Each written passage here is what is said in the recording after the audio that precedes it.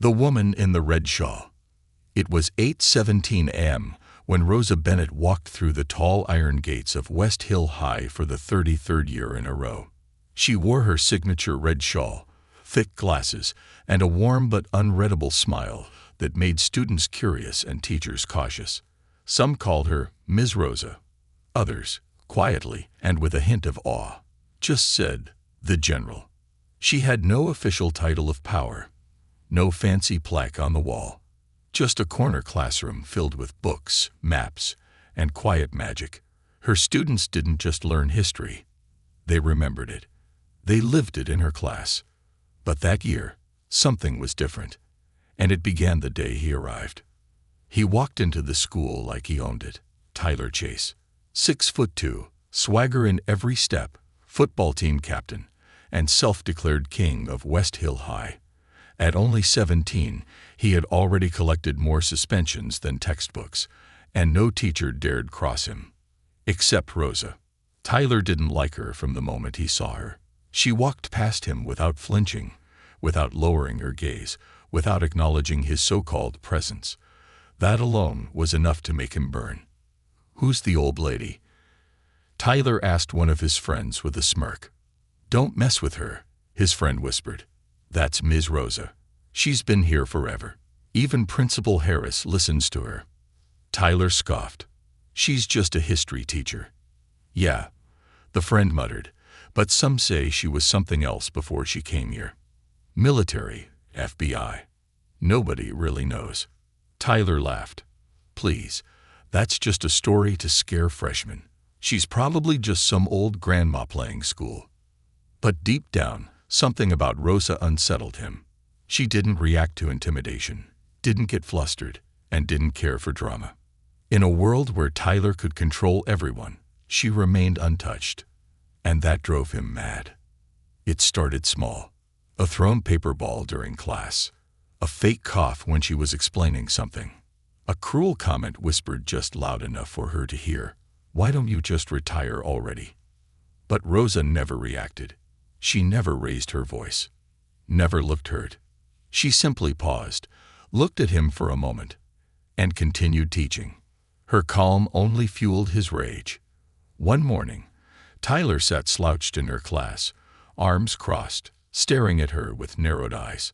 She was discussing the civil rights movement, showing slides of black and white photographs, speaking about courage in the face of cruelty. Tyler snorted loudly. "Why are we even learning this? It's not like anyone here needs it." The class went silent. Rosa paused mid-sentence. Then, gently, she set her clicker down and walked to the front of the room. "You're right," she said softly. "Some people may never need this lesson." Tyler smirked, thinking he'd won. "But some people," Rosa added, locking eyes with him, "need it more than they'll ever understand." The room stayed frozen. For once, Tyler didn't have a comeback. The next week, Rosa's car was scratched in the parking lot. The red paint slashed deeply across the side door. No cameras caught it, but everyone knew who did it. Principal Harris sighed when Rosa came to report it. "I'll handle it," he said. But Rosa simply smiled. "No," she replied. "Let him keep writing his story." The principal blinked. "What does that mean?" "It means," she said calmly, "when the truth comes out, people will know who held the pen." Then came the day it went too far. A Friday afternoon. Rain poured heavily. Students rushed to the buses. Rosa stayed behind to lock her classroom. As she stepped outside, her red shawl pulled over her head, she saw Tyler and two of his friends laughing under the arch near the main building. "Hey, Grandma," one of them shouted. "Need help crossing the street?" She didn't stop walking. That's when Tyler moved in front of her. "You know," he said mockingly, "it's rude to ignore people, even old ladies." "I'm not ignoring you," Rosa said, her voice as calm as ever. "I'm walking past disrespect." Tyler's eyes darkened. His pride couldn't take it. Without thinking, he reached out and shoved her shoulder. The world held its breath. Rosa didn't stumble. She didn't fall. She simply stopped, turned around, and looked him dead in the eye. 10 seconds passed. In those 10 seconds, Tyler expected her to cry, scream, run, or threaten him. Instead, she did something else entirely. She smiled. And that's when he knew he had made a very big mistake. By Monday morning, the entire school was buzzing. There was no video, no tweet, no viral TikTok. But the story spread like wildfire. Tyler had touched Ms. Rosa, and she had done something. Nobody knew what exactly, but that weekend, Tyler had vanished from the hallways. Rumors flew. He got expelled. No, suspended. His dad's a lawyer. He'll be back. Dude, his dad resigned from the school board yesterday. Something went down. The truth was stranger than fiction. What nobody knew, except Principal Harris, was that Rosa had made one single phone call. One. By Monday evening, a letter had been hand-delivered to the superintendent's office by someone in a black SUV with federal plates. No badge, no explanation, just the name Rosa Bennett signed neatly at the bottom. Tyler returned to school the following week, but not as the same person. He walked with lowered eyes. He didn't talk back in class, and he never came near Rosa again. But the story didn't end there, because Rosa wasn't done. She saw something in Tyler, something broken, and she knew bruised egos came from bruised hearts. So one day, she called him to her desk after class. He hesitated, looking unsure, even scared. "You've read history," she said, "but have you ever made it?" He frowned. "What? You want to be remembered?" she asked gently. "Then stop acting like the villain in someone else's story. Start writing your own." He didn't answer, but something in his eyes changed. Rosa Bennett wasn't just a teacher. She was a force. She didn't break her enemies. She reformed them. She didn't raise her voice. She raised standards. And when a school bully laid hands on the wrong old woman, she didn't destroy him. She taught him what true strength looked like. The wounds beneath the warpaint. For the first time in years, Tyler Chase didn't know who he was anymore. He sat alone in the back of the cafeteria, poking at his lunch with a fork. His friends, if they were ever real friends, had drifted away like smoke after a fire. He was no longer the center of the school, no longer feared, no longer admired. But what haunted him most wasn't the silence in the hallways. It was her smile. That old woman in the red shawl, Rosa Bennett, the one he tried to intimidate, mock, even shove. She didn't yell. She didn't curse. She smiled. That smile chilled him more than any punishment ever had. It was the smile of someone who'd seen worse, endured worse, and still stood taller than anyone he'd ever known. And then, somehow, she asked to meet with him. "Have a seat, Mr. Chase," Rosa said calmly as Tyler entered her classroom after school. The room smelled like old paper and jasmine tea.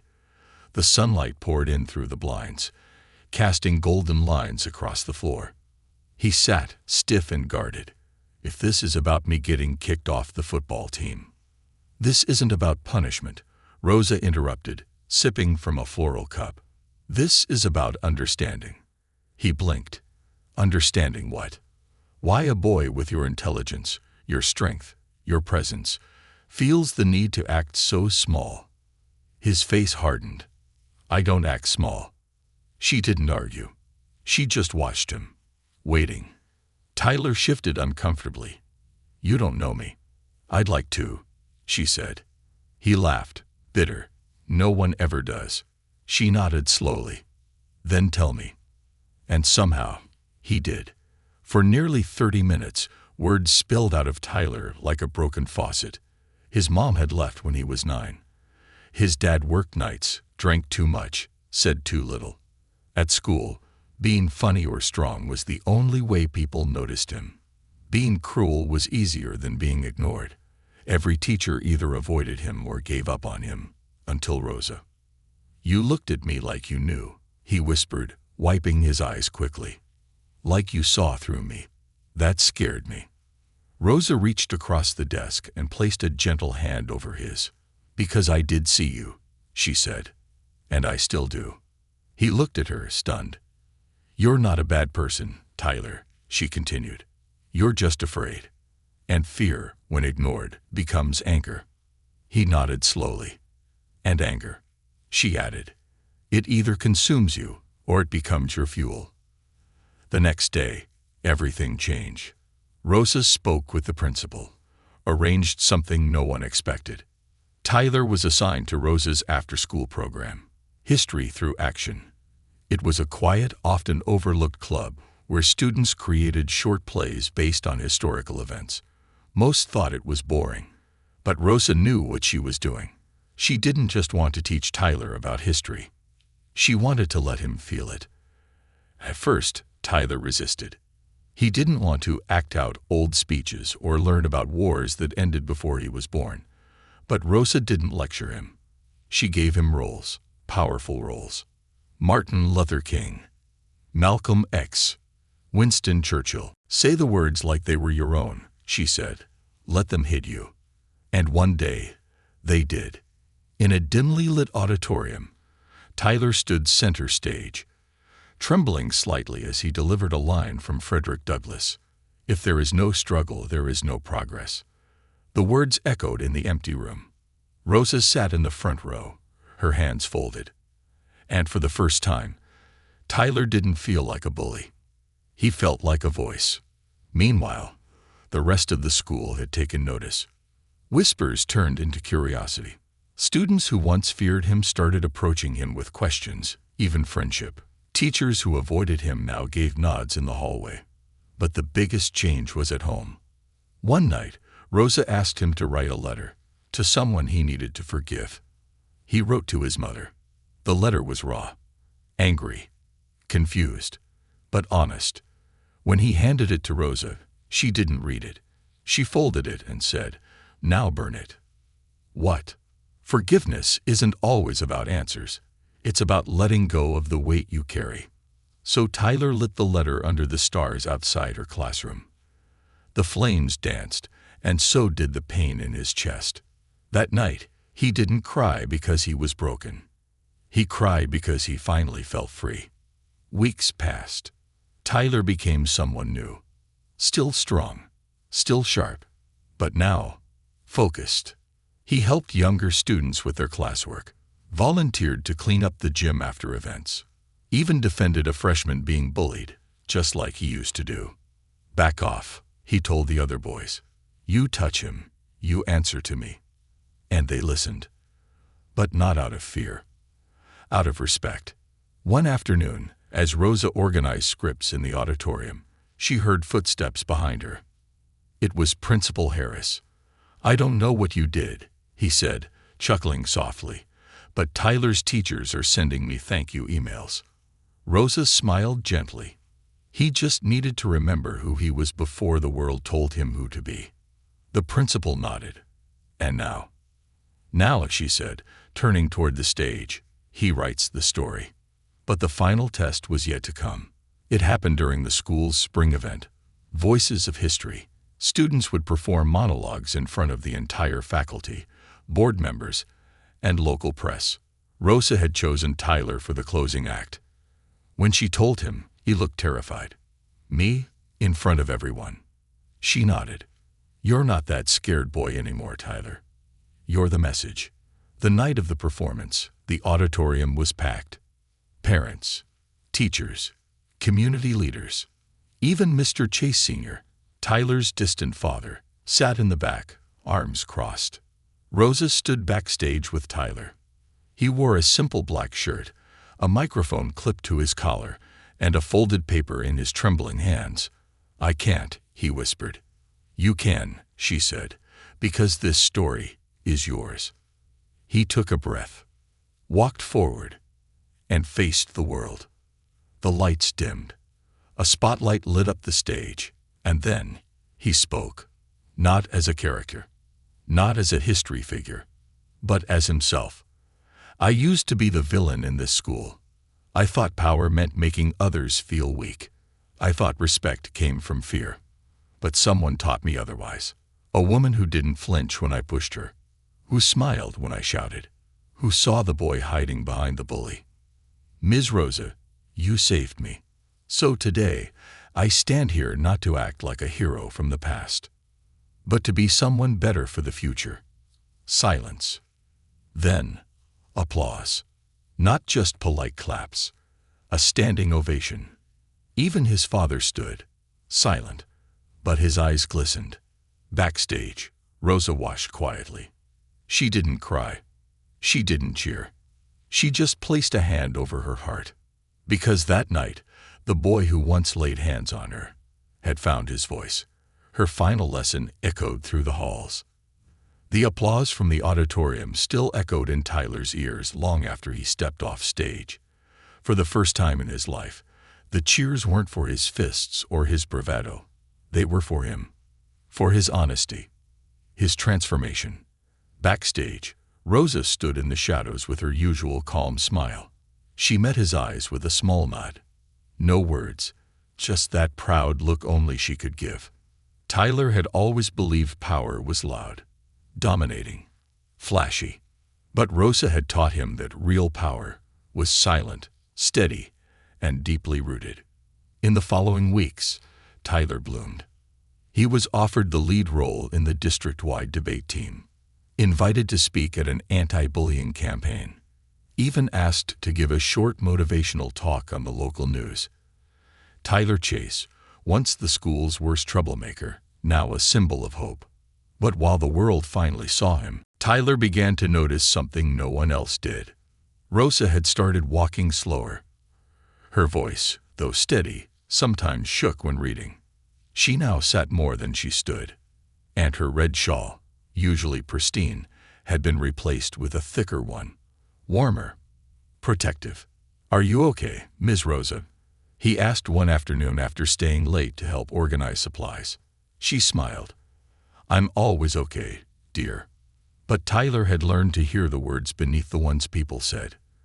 And what he heard was goodbye. A week later, Rosa didn't show up for school. The classroom door remained closed. No announcements, no notes, just silence. The students waited. The staff whispered. Tyler sat in her chair that afternoon, staring at the wall of maps and photos. That classroom had raised generations, but to him, it raised one man. He got up and walked to the principal's office. "I need to know," Tyler said firmly. Principal Harris looked at him with tired eyes. "She's in the hospital." Tyler's throat tightened. "What happened?" "She's been battling something for a while now. Quietly, privately. She didn't want anyone to worry." "What is it?" There was a pause. "Leukemia." The word hit like a truck. "She kept working through it," the principal added softly. "Said she had more to teach, more to give." Tyler clenched his fists. "No," he whispered. "She has more. She's not done." That night, Tyler went to visit her. Room 407. Quiet. Soft lights. A tray of untouched food. She looked smaller under the hospital blanket. But when she opened her eyes and saw him, her smile was the same. "Didn't expect you so soon," she said, voice raspy but warm. "I heard," he whispered. "Why didn't you tell me?" "I didn't want you to carry more weight," she said. "You were already learning how to stand. I could have handled it." "I know," she said, reaching for his hand. "That's how I knew I could leave this place in good hands." "No." Tyler shook his head. "You're not leaving. You still have to teach. You still have to." "I already did," she said. "Everything that mattered." Tyler's chest ached. "But I'm not ready." She looked at him with deep, unwavering eyes. "Then remember this," she said. "Power isn't in how many people you control. It's how many people you lift. And you, Tyler Chase, were my most difficult student, but also my greatest victory." The next morning, the school was silent again. This time, for a reason no one wanted. Rosa Bennett had passed away in her sleep, peacefully, quietly. The news hit like a thunderclap. Students cried in hallways. Teachers stood in doorways, stunned. Even Principal Harris, A man known for keeping it together had to close his office door for an hour. But the one most affected was Tyler.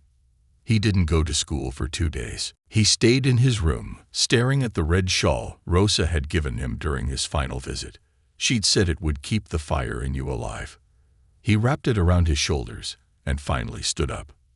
Then he made a decision. On the 3rd day, Tyler walked into West Hill High wearing a suit. A simple black one. No chains, no sneakers, no swagger. He carried a folder under his arm and headed straight to the auditorium. A few students watched, curious. Then a few more. Then teachers began to follow. By noon, the entire school had gathered. Tyler stepped onto the stage, alone. He cleared his throat, took a deep breath, and opened the folder. "I wasn't going to speak today," he began, "because I didn't know if I could find the right words for someone who gave me all the right words." He paused, looking out over the sea of faces. "But then I remembered something she told me. If your voice shakes, let it. It means what you're saying matters." He looked down at the red shawl around his shoulders. "I used to be a problem. A walking headline for everything wrong with this school. I hurt people. I laughed when others cried. I thought I was strong." He swallowed. "But Ms. Rosa showed me that real strength isn't in hurting. It's in healing." A hush fell over the crowd. She never raised her voice, never raised her hand. She just stood. And when I knocked her down, she didn't strike back. She stood taller. He wiped a tear from his cheek.